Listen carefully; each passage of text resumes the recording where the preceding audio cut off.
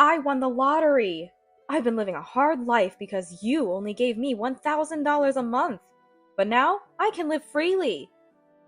In front of me, my mother-in-law, Barbara, uttered those words with a spiteful smile I had never seen before.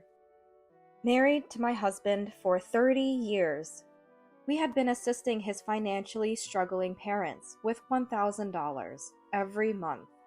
Every time we managed to scrape together the $1,000 and transfer it, mother-in-law would call to apologize and thank us. How did it come to this? The mother-in-law, who only ever talked about money in front of me, seemed like a complete stranger. My name is Nancy, and I am 47 years old. I married my childhood friend Thomas right after we graduated from high school. We both enjoy our jobs and, despite being busy, lead a happy life. We've had a good relationship with the parents-in-law since I was a child, as they had taken care of me. My own parents, now deceased, were both working when I was a child. They prepared meals for me while they were out, but as an only child, my daily routine involved playing with the neighborhood boy, Thomas. His family ran a factory, where they would welcome me warmly, saying, "Oh, Nancy, welcome! Feel free to relax here today." They took great care of me. I grew up in the countryside, surrounded by nature and a peaceful atmosphere. The elegant surroundings contrasted starkly with the parents-in-law's workplace, full of large machines I had never seen before. It was a shock at first. "Robert, what is this machine doing right now?" "This one here can freely shape things. Depending on how much force you apply, you can make whatever shape you like." My father-in-law, Robert, would reply with a smile, even during his busy workday. Barbara would serve delicious snacks during snack time. "Barbara, this treat is delicious. Thank you," I would say, and she'd respond with a pleased look. "The treats and chocolates you're eating now are made in a different factory. They're beautiful and taste perfect, right?" "Really? Machines are amazing." Even as a child, I was impressed by the precision and accuracy of machinery, far surpassing human capabilities. Other than going home for lunch to eat meals prepared by my parents, my options were either running around playing with Thomas or sticking by the machines, which made for a happy way to pass the time. One day, I dreamed of working at the parents-in-law's factory and went to a technical university to study hard and realize that dream. My husband felt the same about working at his family's factory, and after getting married, we decided to work there together. After graduating, we went to the parents-in-law's place with great anticipation. "I'm sorry, both of you." "I was happy to hear you wanted to work in our factory, but it's gone bankrupt." I can never forget the look of frustration on parents-in-law's faces. My husband and I were stunned, watching as his family home was disposed of. Eventually, as parents-in-law started apartment living, I made a decision. "Listen, I want to move to the city. There are more job opportunities there, and I want to give back to Robert and Barbara as much as I can." Initially surprised, my husband agreed. "Indeed, we want to find what we truly want to do from a range of options, while sufficiently supporting our parents," he said. Then I landed a job in the factory I had always admired, and started a part-time job on weekends to send more money to the parents-in-law. Despite the physical labor and exhaustion, working around machines I loved made me feel fulfilled. However, the factory work was surprisingly tough, something I hadn't realized as a child. Struggling to maintain physical strength, I nearly fainted from anemia due to the busyness. This led me to think about balancing work and family life. After decades of a busy life, one day, Barbara called me. "Hello?" "Hello, Nancy? Sorry to bother you when you're busy. Robert passed away recently. He had been unwell for a while. He didn't want to worry you and Thomas, so he asked not to say it was due to illness." That call made me regret not being there more. I had been too busy to visit, and was filled with a desire to make their later years comfortable. Frustrated that I couldn't be there till the end, I offered Barbara, "Why don't the three of us live together? I'm ready whenever you are, so please don't hesitate." After a pause, Barbara declined. "No, if you're enjoying your current job, there's no need to quit. I want some time alone for a while. I worked so much in my youth, but life isn't easy. So could you increase the support a little more?" I was taken aback. The city indeed offered higher wages, but the cost of living was also higher, and I was reaching my limits. "Barbara, I'm sorry, but to be honest, increasing the support further would strain our finances. I'm doing my best with multiple jobs, and don't want to say this, but it's the truth." Then, "Oh," I heard Barbara say, which clearly showed her surprise. I thought, "I wonder if I've said something to worry about." The next moment, "Double work is tough, you say. Is that a dig at me? Be grateful you have jobs. Right before the bankruptcy, both Robert and I worked, unpaid. If you're managing to live, surely you can increase your support, right?" Her unexpected words left me reeling and feeling utterly outmatched. I replied, "Understood. Let's discuss this matter with Thomas soon. It involves him too." With that, I ended the call. I understand Barbara's perspective, to some extent, and I'm grateful to the company that employed me. But our bodies are our assets. Overworking, to the point of illness, would mean giving up both the support and our dreams. Before visiting Barbara, my husband and I went to see her brother, Charles. He welcomed us warmly, and we immediately discussed the support for Barbara. "I was also sending her a little money. I have a daughter who is now independent, and as I'm getting older, I want to leave her as much money as I can. I went to discuss it with Barbara once. A few years back, we planned a surprise family visit during the holidays, and accidentally saw Barbara buying a lot of lottery tickets." We had a suspicion, listening up to this point. Barbara had been pouring almost all the money I sent her into lottery tickets. The kind, gentle person I knew was gone, replaced by someone fixated on the lottery. It seemed more important to her than a family visit. Probably, your money too has vanished into those tickets. I see. As we continued talking, it became clear that Barbara, once passionate about her work at the factory, fell into despair after its closure and deteriorating health in old age. Losing Robert, her reliance, dulled her judgment further, leading her to seek solace in the easily accessible lottery tickets. After realizing this, I stopped sending money for my daughter's sake, but it seems you two became the new target. I am truly sorry. My husband and I were willing to support Barbara out of gratitude, but the lottery isn't a guaranteed win. It's mostly designed not to. Investing in it felt like throwing money away.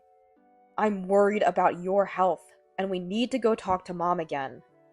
My husband assured that he would handle any tough conversations. The following month after the phone call with Barbara, we visited her to express that we couldn't increase our support without straining our own lives. Even my brother stopped supporting me when his child was around. I didn't press him because he had a child. But you two, without kids, are terrible son and daughter-in-law. I was hoping for more support from you two. No grandchildren, only meager support, you ungrateful wretches. It seemed Barbara had not reflected at all since her brother Charles stopped sending her money. As my husband was about to discuss the misuse of the support money, "You know what? I just won the jackpot in the lottery. All those years of investment paid off. So, either way, I don't need any help anymore," Barbara unexpectedly announced. We were both relieved to hear that the long years of sending money were finally over. But then, Barbara said, "Honestly, $1,000 a month isn't enough to live on. You're working double in the city, and that's all you can earn? Doesn't that mean you're not good at your job?" I was stunned, but my husband immediately defended me. "Mom, what was that? Nancy admired you and has been working hard to give back, always hoping you could live comfortably rather than splurging on herself." He was furious and pleaded desperately with Barbara. I had been working tirelessly to support the parents-in-law after they lost their familiar home due to debt. I didn't need gratitude, but I never expected to be ridiculed for the amount of support and accused of being incompetent.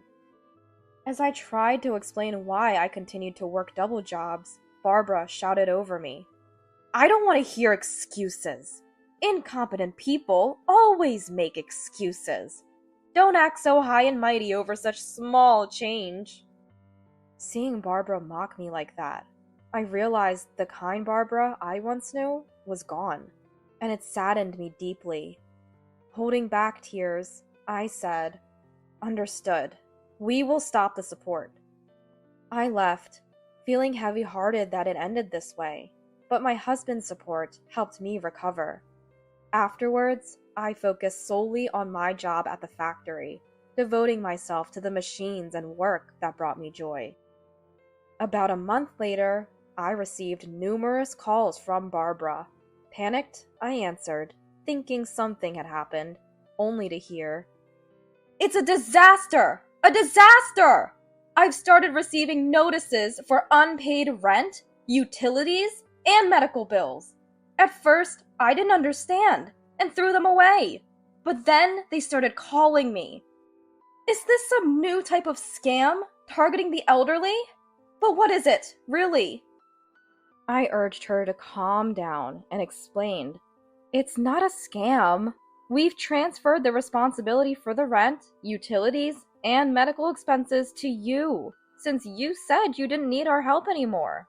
The notices are probably because the account doesn't have enough funds." I added, "You need to sort this out quickly to avoid being evicted." On the phone, Barbara was panicking, repeatedly mentioning $1,000. I sighed and clarified, "The most we could give was $1,000 per month. Rent, utilities, and medical expenses combined were over $5,000 monthly. And why are you acting surprised? We've explained this since the beginning of our support, haven't we?" I replied, exasperated. After a few seconds of silence, Barbara started to apologize repeatedly, admitting her fault. "It was all my fault. I totally forgot about paying because it felt like we were being helped by the government since we became poor." I wanted to retort that help wouldn't come without any application, but it didn't matter anymore. My efforts never reached Barbara. I realized that and exclaimed, "Even if it was a promise from 20 years ago, we worked hard just for you. But you constantly criticized us for not earning enough or not giving you grandchildren, and I'm fed up. I admired you and aspired to work in the factory. Thinking of you every day at work was my motivation." I yelled that out. Barbara just cried, saying, "I'm sorry." But it was too late. I was just putting on a brave face before. I actually spent $1,000 on lottery tickets and only won $5,000. I can't live on that. I won't lie anymore. Please help me." While it was good that she was finally being honest, I was honestly fed up with her wailing. Thinking of Barbara, we decided to take responsibility and blocked her contact. A month later, I heard rumors that Barbara was going around the neighborhood asking for money and bragging about the lottery, causing annoyance. She never interacted with neighbors before due to her busy work life, but suddenly, seeking admiration and lonely, she started reaching out. Naturally, neighbors grew suspicious and distanced themselves. After realizing the winning amount, she desperately asked others for money, but no one entertained her pleas. In her panic, Barbara confessed, "I've only won $5,000, and the son and daughter-in-law who supported me have cut ties. I can't live like this." Despite her desperate attempts to find sympathy, neighbors remarked, "You should have been thankful every day for the support you had." We only have our pensions. Be grateful for any help. And she's probably hiding a bigger win and trying to swindle more money from us. It seems that only then did Barbara realize the true value of the silent support we provided. Desperation skews judgment, and Barbara was telling everyone about her lottery win, resulting in most people distancing themselves and only attracting those interested in her money.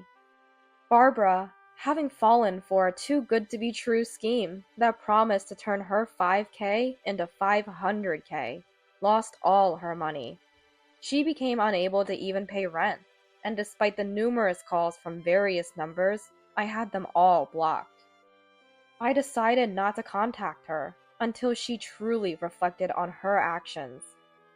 According to neighbors, after losing everything, Barbara moved to a cheaper apartment, unable to pay her rent or medical bills. Having no money for lottery tickets, she sold Robert's belongings to cover some of her arrears. She even reported the scam to the police, but as the money was handed over in a place without surveillance cameras, the chances of catching the scammer were slim. Eventually, Barbara had to start working due to insufficient pension. She took up a part-time job aimed at seniors. Whether it was the freshness of communication with other elderly people or finding a new purpose beyond the lottery, Barbara seems to be rediscovering the joy of physical activity, the challenges of work, and the beauty of human connections. As for me, I worked hard at the factory I love and was promoted to a managerial position. Rather, it was just that I had finally accepted the offer that I had been refusing until now. I had been with the company for a long time, and my work had always been well regarded, so I was often offered promotions. But with promotion comes more responsibility and overtime. I had been resisting promotion because double jobs were more lucrative even with overtime pay. Now, with no reason to refuse, I accepted the position, prioritizing employee safety and finding fulfillment in my work. Thanks for the hard work, everyone. Let's appreciate today, I say to the employees and machines, never forgetting the daily gratitude and ensuring the machinery is well maintained. My current position is a testament to the parents-in-law who taught me the wonder of machinery. Contemplating, I thought, my days are happy now, partly thanks to Barbara. If she's truly remorseful, perhaps I could consider restarting the support. With a readiness to be scoffed at by my husband, I voiced this thought, and he tentatively agreed, suggesting, well, we're getting on in years too. Living together is out of the question. But if she becomes immobile, we might look into supporting her with an elderly home's costs. Let's wait and see for a while, though. His response was comforting. My dream is to own my factory. Despite everything said and done, someday I want to proudly thank Barbara for her part in my journey.